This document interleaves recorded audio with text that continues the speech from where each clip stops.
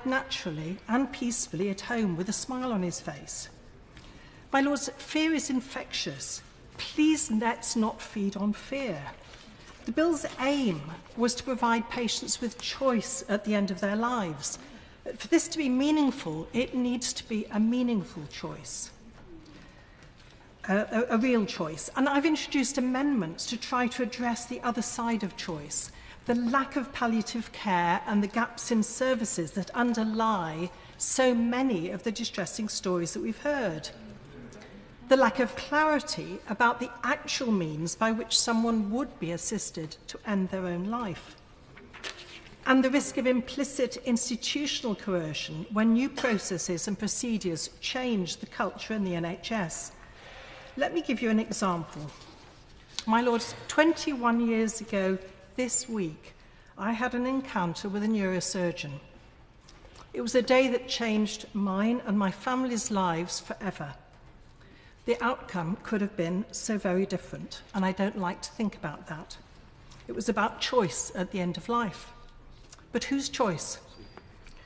The actual choice about whether to live or die was in the hands of the doctor, and let me explain. The doctor's clinical team had been distressed when a judge approved the request of a previous patient with a high-level spinal injury to turn off her life support.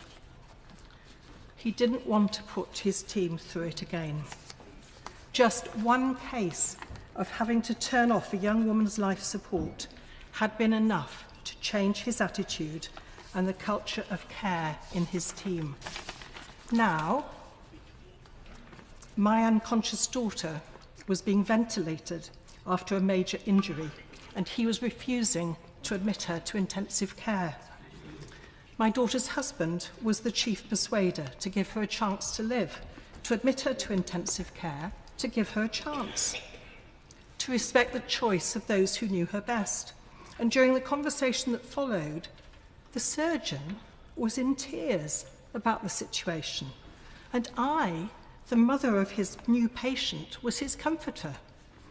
He thought that my daughter's life would not be worth living, that she would be so disabled that she would soon ask for her life support to be turned off too. He did admit her.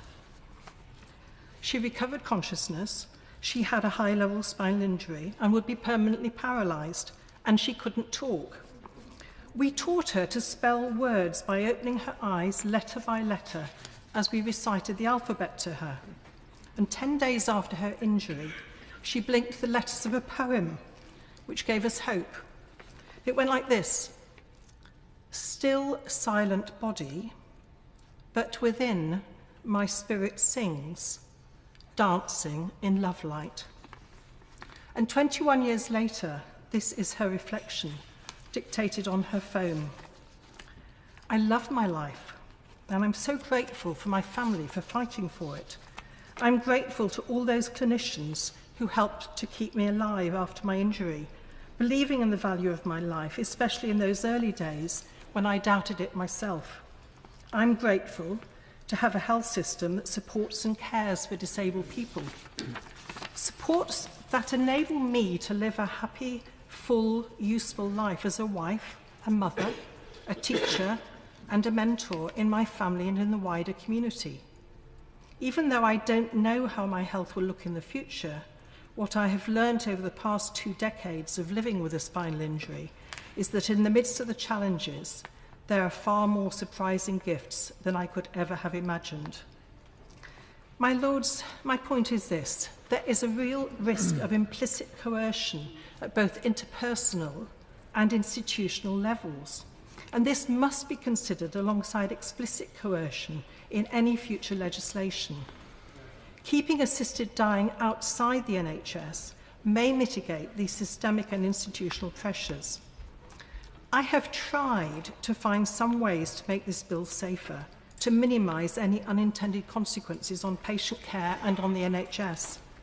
Sadly, the noble and learned Lord responded to all of my amendments with the words, "I don't agree."